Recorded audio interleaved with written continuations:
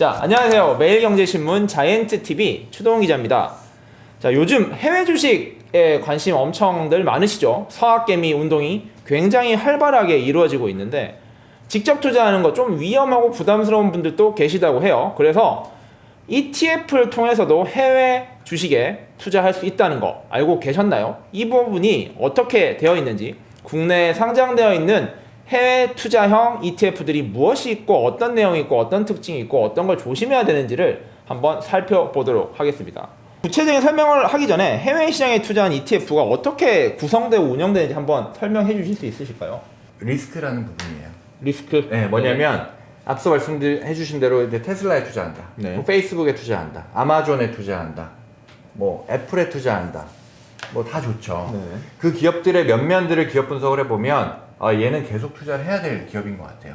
그런데 이 기업이 돈을 계속해서 벌 거고 계속해서 성장할 거라는 거에 대한 확신은 갔는데 주가는 한 방향으로 계속 가지는 않을 거란 말이죠. 맞습니다. 예, 많이 오르면 또 내려 빠지는 구간이 있을 거고, 예, 또 오르고 빠지고를 반복을 할 거잖아요. 네, 저번에 테슬라가 골드만삭스가 한번 900불이라는 전망을 내놓는 바람에 하루 사이에 20%가 넘게 빠진 적이 맞아요. 있습니다. 그러니까 그런 변동성. 이거를 근데 내가 만약 투자했다고 치면 어떻게 내가 멘붕, 감당할 거냐. 완전 그러니까 멘붕이겠죠. 물론 올라갈 거야 생각하실 수 있는데 네.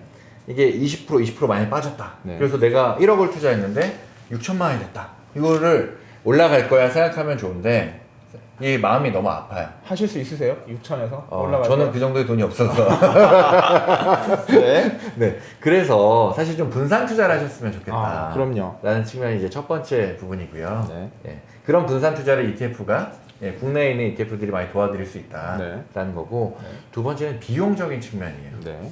사실은 하루에도 20-30%씩 왔다 갔다 할 수 있기 때문에 네. 우리가 비용 1%가 되네 2%가 되네 이런 부분들을 좀 간과하시는 분들이 많이 계세요. 그렇죠. 그런데 우리가 이제 해외에 직접 투자하려면 뭐 기본적으로 환전을 해야겠죠. 네. 예, 환전을 해서 현지에 이제 거래 수수료를 내고, 네. 이제 국내 증권사를 보통 다 통해서 하시죠. 네네. 하게 되는데 비용이 사실 만만치가 않아요.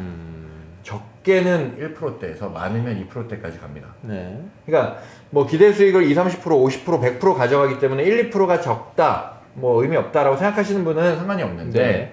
만약에 찾아봤는데 국내에 상장되어 있는 ETF로 그거보다 훨씬 더 저렴한 비용으로 유사한 효과를 가져가실 수 있다라면 굳이 해외에 뭐 분산 투자까지도 고려를 했을 때는 국내 상장된 ETF 중에 있으면 네네. 얘를 먼저 선택하시는 것이 좋지 않겠냐라고 네. 저는 꼭 말씀드리고 싶어요. 네네. 그러면은 해외 환전 수수료가 국내 ETF로 투자를 하면 안 되는 건가요? 그렇죠. 왜냐하면 네네. 펀드 내에서 환전을 해서 진행을 하는데 이 자산운용사들 같은 경우는 고객 자금들을 모아서 단체로 하다 보니까 집합투자증권에서 하다 보니까 환전 수수료라는 것 자체가 거의 미미한 수준으로 발생하게 그 되죠. 부분 또 나눠지는 거니까 많이 그만큼 적어진다는 맞습니다. 개념이겠네요. 네. 그러면은 투자자 입장에서 국내 상장 해외 투자 ETF와 해외 상장돼 있는 해외 ETF 그렇죠. 네네. 뭐 그 두 개가 어떤 차이가 있나 이런 게 좀 궁금할 것 같거든요. 맞습니다. 네네. 네네. 일단 공통점은 둘 다 분산 투자가 돼 있다는 그렇죠. 공통점이죠. ETF니까. ETF의 컨셉으로 네. 같으니까. 얘가 한국 시장에서 거래가 되냐, 미국 미국에서? 시장이나 뭐 영국이나 홍콩에서 거래가 되냐, 네. 이 차이로 보시면 되는데, 가장 큰 차이점은 비용이라는 부분, 아까 말씀드렸던 그렇죠. 비용이라는 부분이 제일 크고요. 네. 두 번째는 과세 체계가 좀 차이가 있습니다. 일단 세율은 국내 상장된 게 낮아요. 네네. 세율은 국내 상장된 거는 15.4%. 15.4%. 네. 과세 표준은 15.4%고요. 해외는 22%입니다. 22%요. 네. 7%포인트 정도 차이가 나는데. 네. 근데 사실은 그렇다고 국내가 무조건 좋다라고 말씀드릴 수는 없어요. 네. 왜냐하면 그 세제 자체가 국내 15.4%는 배당소득세로 부과가 되고요. 맞습니다. 여기에 투자되는 ETF나 주식은 양도세로 이제 세금이 부과가 돼요. 세당의 세목이 다른 거네요. 양도소득세 세목으로 부과가 되다 네. 보니까 소위 얘기하는 금융소득 종합과세에 합산이 되진 않아요. 네네. 그래서 이제 금융소득 종합과세를 신경 써야 되시는 네네. 분들이라면 세율이 높지만 뭐 불가피하게 해외 ETF나 해외 직구 투자를 하시는 게 네네. 세제 측면에서 유리하실 수 있고요. 네네. 나는 어차피 금융소득 종합과세하고 상관이 없어. 어차피 금융소득 종합과세에 해당이 돼. 네. 라고 하시는 분들은 굳이 더 높은 세율로 해외형을 투자하시는 것보다는 국내 상장되어 있는 해외 ETF를 선택하시는 게 유리할 거다. 네, 복잡한 거 빼고 그냥 세율만 봐도 국내 투자하는 그게 낮기 때문에 뭐 네. 물론 더 따져봐야 하는 거 하는 네네. 분들은 그런 걸 계산하시고 네. 일반적으로 세금이 싸다. 네. 이런 장점도 있겠네요. 네. 그렇게 두 가지 차이가 있는 걸 확인했고요. 그리고 한 가지 네, 더 또 있나요? 말씀드리면 네. 그 지난 시간에 제가 한번 말씀을 드려서 지난 이제 영상을 보신 분들은 아시겠지만 네.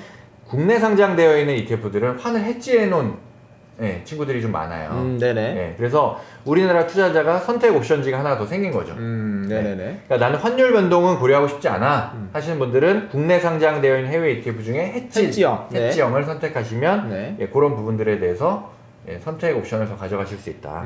해외 상장된 걸 투자하시는 투자자라면 대부분이 다 환이 오픈되어 있는 포지션이거든요. 무조건 거의 원달러 그렇네요. 변동의 네네네. 성과가 네네. 좌우가 되는 투자 포지션이기 때문에 국내 상장되어 있는 것 중에 환 해지형이 있으면 그런 부분도 한번 같이 검토해 보시는 것도 좋겠다. 이 특징뿐 중에서도 가장 중요한 장점이 하나 있다고 하던데 무엇이 있을까요? 사실 전 개인적으로 제일 중요한 것 같아요. 더 제일 중요한 거 역시 네. 마지막에 말씀을 해주시는구나. 사실 이제 국내 상장된 해외 ETF가 갖는 가장 큰 장점은 연금 계좌에서 투자할 수 있다는 장점이 있습니다. 이것도 저희 지난번에 이야기를 네, 한번 했었던 말씀드렸죠. 내용 중에 하나인데 조금 어려웠던 것 같아요. 한번 다시 설명해 주실 수 있을까요? 네. 사실 우리가 연금 계좌에서 ETF를 투자하실 수가 있고요. 네.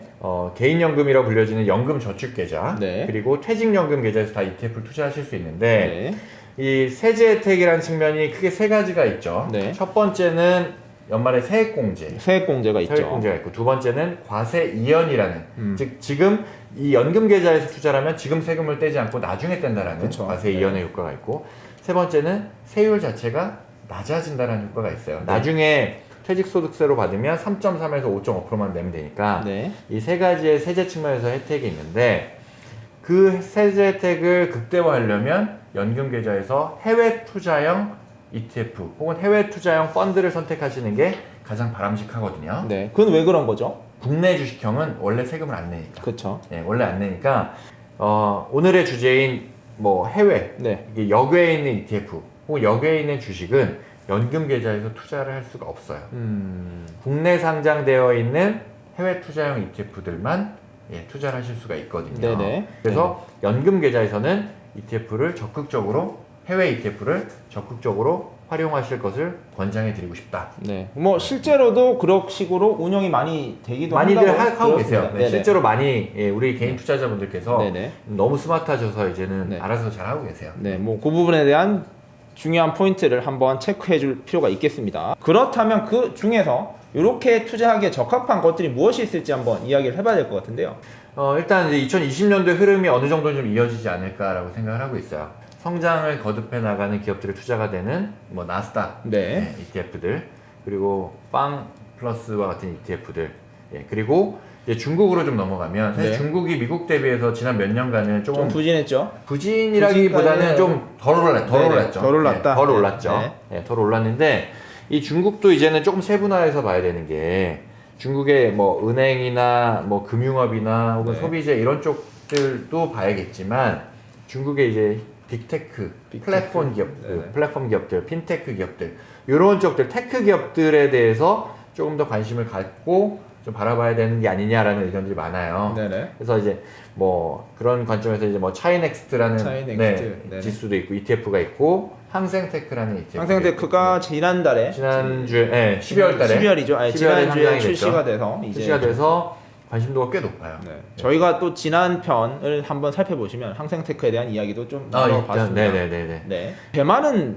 독자적으로 ETF 나오기에는 좀 사이즈가 작아서 그런가요? 아니면 사실 대만 시장에서 우리나라 시장도 삼성전자가 차지하는 비중이 절대적이잖아요. 그렇죠. 사실 대만은 TSMC라는 회사가 더 많이 차지하고 있어요. 그래요. 네. 그리고 대만은 IT 기업들이 시장에 줄을 이루고 있어요. 그러다 보니까 사실 이제 대만 뭐 ETF가 나올 수도 있는데 네. 굳이 거기까지 가기보다는 뭐 기존에 있는 한국 대만 IT로 충분히 커버리지를 커버하겠다. 가져갈 수 있지 않을까라고 저희는 판단하고 있고요. 네, 알겠습니다. 마지막으로 한번 좀 주의해야 될 사항이나 좀 네. 마지막으로 하실 말씀이 있을까요?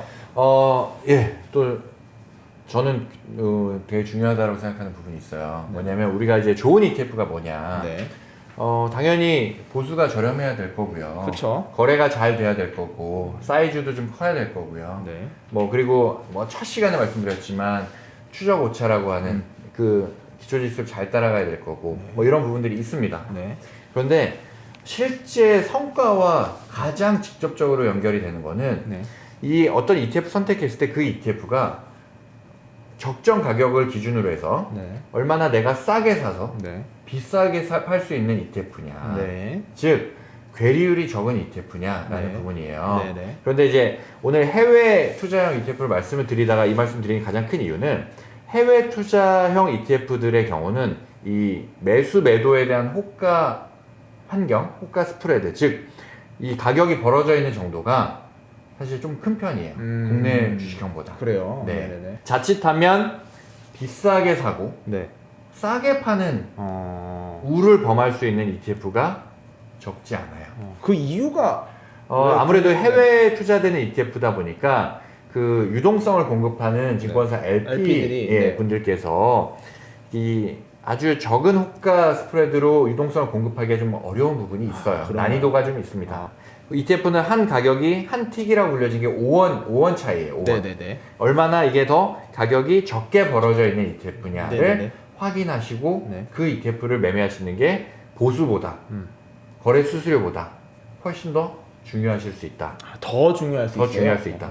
조금 어렵게 느껴질 수 있기 때문에 제가 다음번 혹은 그 다음번 기회가 되는 대로 계속해서 반복적으로 또 말씀을 또 네, 드리겠습니다. 그건 따라 한번 시간을 갖고 정리해 네네. 보도록 하겠습니다. 그럼 이것도 결국에는 잘하는 데가 잘하고 기본적으로는 거래 대금이 많고 네. 사이즈가 크고 많은 사람들이 투자를 하는 ETF들이 네. 호가 환경이 좋습니다. 그럼 뭐 사이즈 크고 잘하는 거래 대금이 많고 삼성 이런 데가 저희 코덱스가 열심히 잘 해보겠습니다. 알겠습니다. 네, 그냥 재미로 했던 이야기고요.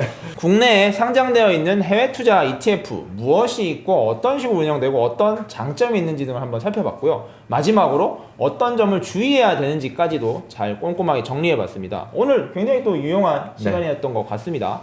자, 뭐 서학개미 운동이 활발하게 21년도에도 펼쳐질 것 같은데 해외 투자 하시는 국내 투자자 여러분들 한번 국내에 있는 해외 투자 ETF를 고려해 보시는 것도 좋은 방법일 것 같습니다. 자, 위대한 개미의 든든한 동반자 자이언트 TV는 여러분들께 더욱 좋은 정보들을 경제 관련 데이터들을 소개해 주려고 애를 쓰고 있습니다. 궁금하신 점들은 이메일 또는 댓글로 남겨주시면 열심히 피드백하고 준비하도록 하겠습니다. 오늘은 이렇게 마무리하도록 하겠습니다. 안녕히 계세요. 네, 감사합니다.